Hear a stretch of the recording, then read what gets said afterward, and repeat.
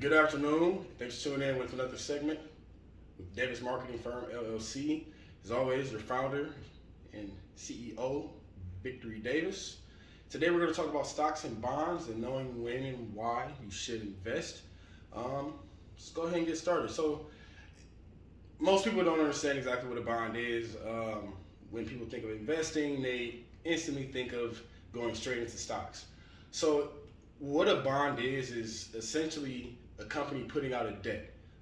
They're asking people to invest in them, and it's more oftentimes for operational advancement or to increase their capital or anything like that. But when they set these bonds out, they have rules.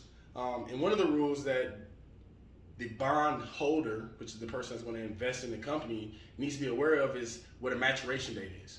The maturation date is when the bond is going to actually mature, exactly what it says. And if you call on your bond or you try to withdraw early on that bond, there are penalties, and those are percentage penalties, which are negotiated between the bondholder and the company themselves. As far as risks are concerned with bonds, they're a lot less risky when you compare them to stocks. They come with what I like to call a money back guarantee with interest.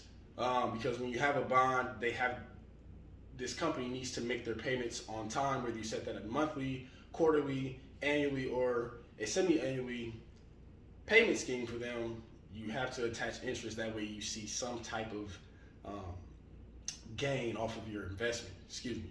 So essentially, we can call a bond a long-term promissory note. Very rarely will you see a short-term bond. So some of the most common bonds that I want to highlight for you guys, you have what most people understand are a securities bond. And exactly what that is, it's when the investor loans money to the said lender for a set period of time. That comes with a fixed and or a variable interest rate. And to be honest, that eliminates all risk to the investor. Especially if it comes to the fixed interest rate, you can tack that up to anywhere from 9 to 12%, and you know that you're always going to get back 9 to 12% of your initial investment each quarter when they make that payment.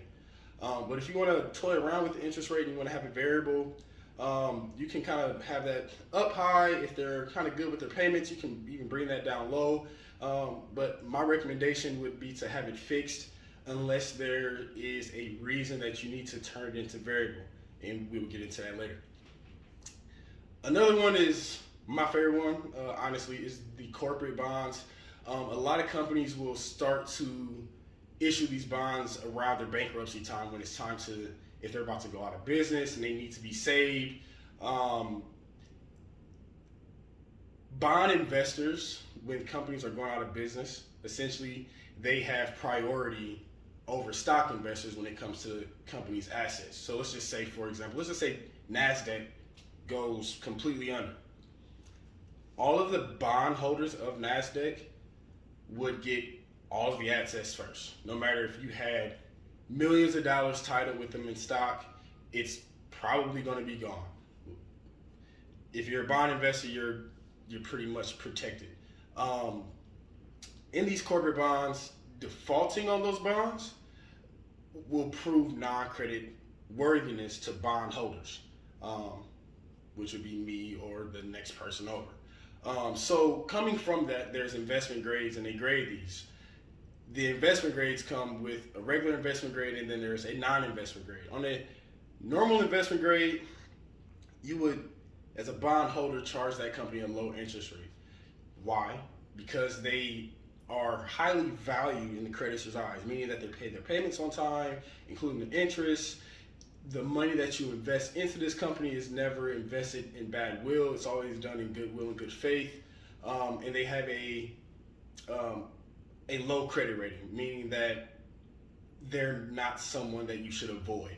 On the flip side, you have the non-investment grade, where those companies typically come with higher interest rates. Of course, that's to compensate you as the bond holder, also known as a bond investor, and they come with a high credit rating, meaning that you should keep your eyes open or be very, very cautious when investing into this company or taking on their bonds.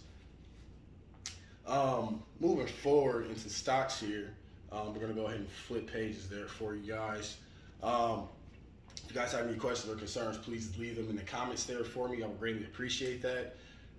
With stocks, those are more, it's considered ownership. You actually have ownership in that company. You're going to get paid off of that, they have to be doing well in order for you to see a positive outcome in what you invested in. So what a stock is essentially it's ownership of the company. Most of them would include a quarterly dividend yield, which means you get a percentage paid to you each quarter of what the stock is worth. So it's just a percentage of the stock price that you'll get. It's way more riskier than actually taking on a bond investment because of the volatility of the market. If it goes up, you as the stock investor are going to reap all the benefits from that. Of course, on the flip side, when it does go down, which the stock market does go down, it's very up and down. Like I said just a few moments ago, it is very volatile.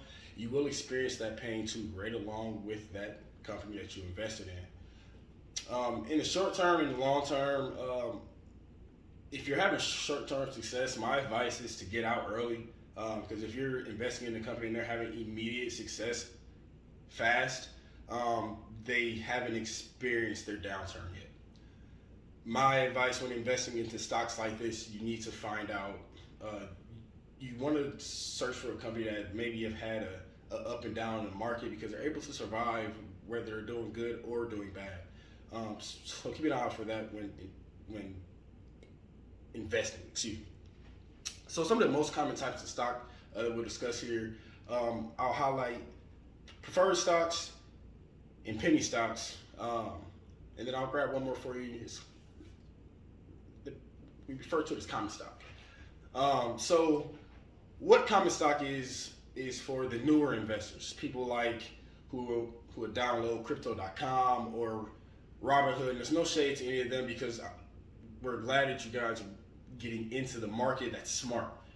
It's good to find somewhere to put your money that can get you a residual income, aka passive income as well. So those are for newer investors and are wanting to test the water.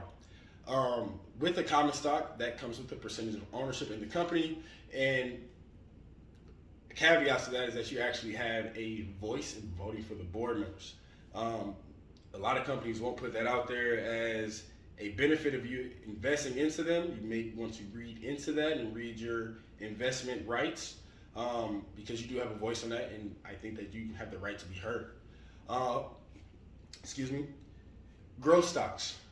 Those are the ones that you're not going to see a quarterly dividend yield from. It's just straight up investment, straight up rates are going up or rates are going down. So you want to watch the market and you want to pay attention to who you're investing to in that. The investor is typically looking for a capital gain. They're not looking for the quarterly checks. They're not looking to have any say in ownership. They don't care about that portion of it. They just want to invest and see a return on their residual investment. So again, it's an increase in the company overall value is what you're looking for when you're attacking growth stocks. My personal favorite, it reminds me of a movie from The Wolf of Wall Street. He was able to sell penny stocks. So with penny stocks, those are startup companies. Have no history, very little information about their successes or failures or the direction that they're going. It is a huge, huge risk. I encourage people to invest into penny stocks.